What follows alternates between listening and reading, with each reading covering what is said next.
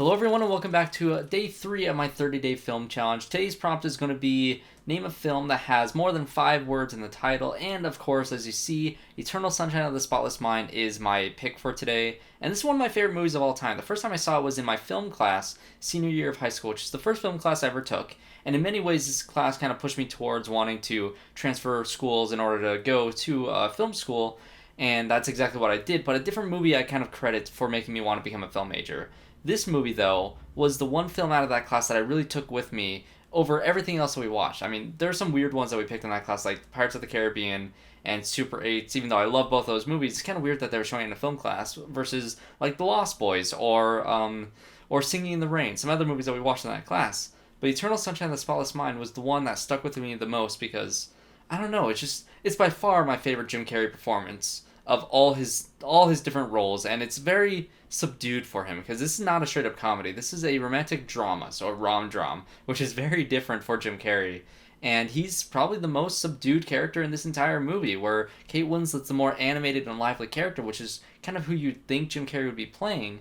He's really the calm one of the story and of the relationship, and he's very relatable, which I'll get into later on in the video. But I will be covering spoilers for Eternal Sunshine, so if you've not seen it, I highly recommend all you guys go check it out. I'm not sure if it's streaming anywhere, but it is definitely worth the watch. I love this movie. So let's get into the weird and wacky story that this movie has, which it's very unique and original. So this movie takes place in a world where you can go to this place that essentially erases certain memories from your mind. It completely blocks out either a person or an event or anything that you really want. And this film takes place around Valentine's Day. So our main character Joel, played by Jim Carrey, who wants to erase Clementine, his ex-girlfriend, out from his memory because she erased him first, and he walked up to her and she had no idea who he was, and in trying to figure out what is going on, he finds out that that is exactly what she did to him. So with that whole anger and sadness and just really he's in the 5 stage of the grief. He's in the depression phase,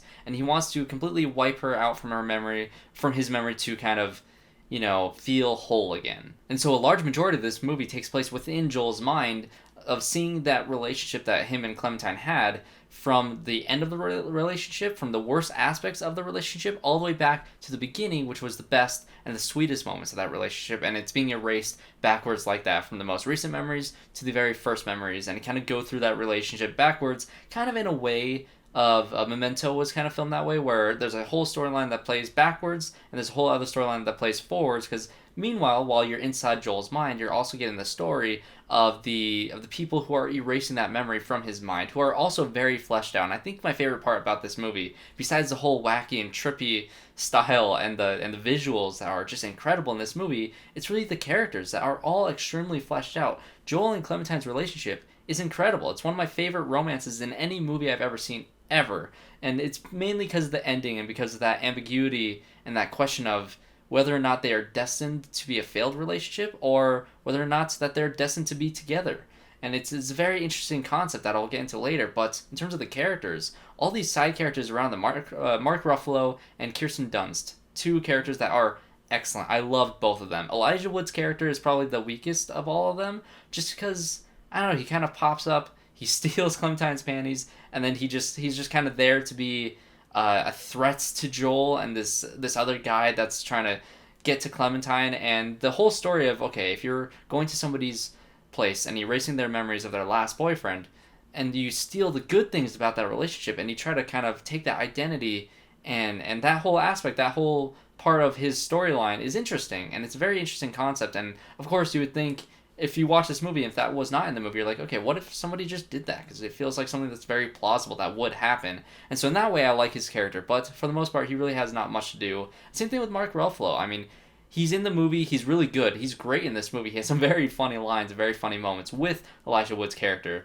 But he doesn't really have much to do. But it's Kirsten Dunst who is incredible in this movie. And the doctor who plays Dr. MIERZWIAK. I don't remember the actor's name, but he is excellent. And that relationship is just fascinating. Because you have Kirsten Dunst, who had gone through that procedure, losing her memory of falling in love with Dr. MIERZWIAK. And we have him, still employing her and trying to deal with the fact that, yes, she has forgotten everything that happened between them, but he remembers all of it. And it's that when it is revealed towards the end of the movie that she had that relationship and how she reacts to it and how she decides that this is wrong. Like, it's at first she thinks it's a nice idea to be able to take the pain away from people, but it's that pain and that experiences that you have with certain people, with certain events in your life that you learn from and you take and you bring to other relationships later in the future. And the fact that they are kind of all drawn back together even after the memories are erased is what is the most fascinating about this movie. And it's kind of the idea of fate and destiny, or whether or not they are meant to be together or not. And so that is a very interesting aspect of the movie. And everything inside of Joel's mind is really interesting. But of course, Joel and Clementine are the main storyline of this film. And as you see from the beginning of the movie, you kind of see them meet, and then they go on a date, and they kind of go together to Montauk, and they have that whole experience there. And then it cuts to him crying, and after the relationship has ended. But you later find out that was once they meet for the second time. And as you go through that relationship backwards, and you see how they really met, and it's fascinating how that idea presented with this story, with this love story between Joel and Clementine, kind of presents the idea of these two people needed this experience for whatever reason, or maybe that they find each other once again because that fate is pulling them together. And so how I see this movie, which you can really see in two different ways, is you can see it as the glass half full or the glass half empty. You can look at it as an optimist or as a pessimist. And depending on how you're feeling at the moment watching this movie, you really fall on one side or the other, because you can say, okay, by the end of this movie, once they find each other again, and Joel says, I don't see anything that I don't like about you right now, which this movie is also extremely quotable. There's some great lines in this movie. But when he says that to her, and you just kind of see that this relationship is going to go on, and they're going to try it again, despite, knowing the fact that it didn't work out the last time that they tried it. They don't remember the things and the details. They know kind of the lines that they said about each other with those videotapes that Kirsten Dunst's character sent out to everybody.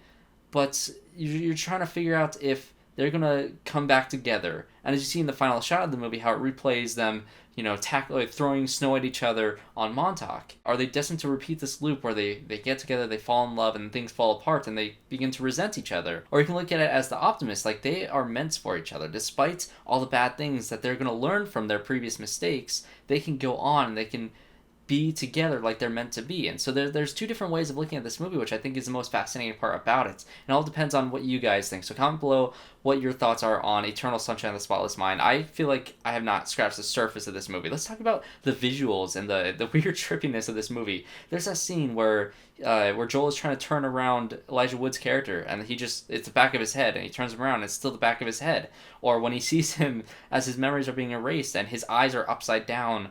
Or that whole scene in the kitchen when he tries to hide Clementine in his earlier memories, which all those scenes are some of my favorite parts of the entire movie, which about halfway through the movie, he thinks that, okay, I don't want to lose Clementine anymore. I like these memories, and even if I won't be able to be with Clementine anymore, I will always cherish the good and positive moments from that. And I think that's exactly what this movie's about. And in seeing all that, it's very, very trippy, because you see a little baby Joel and how they made the sets look giant, and whoever's close to the camera looks taller, and Jim Carrey all the way in the back looks like a little kid, and the way that it deals with perspective, because in a lot of ways this movie is about perspective. And then when you get towards the end of the movie, when they're in the library and all the books start being erased, and you see that they're all, I think the way they did it is they just turn all the books backwards, and so you just see the pages rather than the spine of the book showing the title. All the books look like they're disappearing, they're becoming more empty, or the house is falling apart at the end of the movie, or the faces on people just disappear, and it's really creepy, and the visuals are just really trippy. You can watch this movie high and just be, I don't know how this movie would affect you, but it's trippy. It's a trippy movie, and it's really, really beautifully shot and filmed, and the ideas that they brought to this story of losing something that's in your mind, and you're seeing all these things disappear, and you know that it's inevitable, and you're trying so hard to keep that with you. Have you guys seen Eternal Sunshine of the Spotless Mind? What is your favorite movie that has 5 more words in the title or more? I know there's some movies that just have the ridiculously long titles that I really want to watch and do like a review of really bad movies with just hilarious titles. The Incredibly Strange Creatures Who Stopped Living and Become Mixed Up Zombies. That's a real title for a movie. It came out in 1964. 11 words. Very interesting. And obviously there's a lot more that have a lot more words now. You can just look it up. But that movie just sounds fascinating to me. So thanks guys for watching this review. Stay tuned on the channel. Subscribe to see more days in this 30-day film challenge series. I think tomorrow is pick a movie with a number in it. I thought that was day 2. But no, it's going to be for tomorrow. And I'm going to pick 10 Cloverfield Lane, which I absolutely love that movie. So I can't wait to watch it tonight and talk about it for you guys tomorrow. So thanks guys for watching this video. Subscribe to the channel. Leave a like, comment below. Everything, all your thoughts on this movie and what your pick would be. And I hope to see you all in my next one.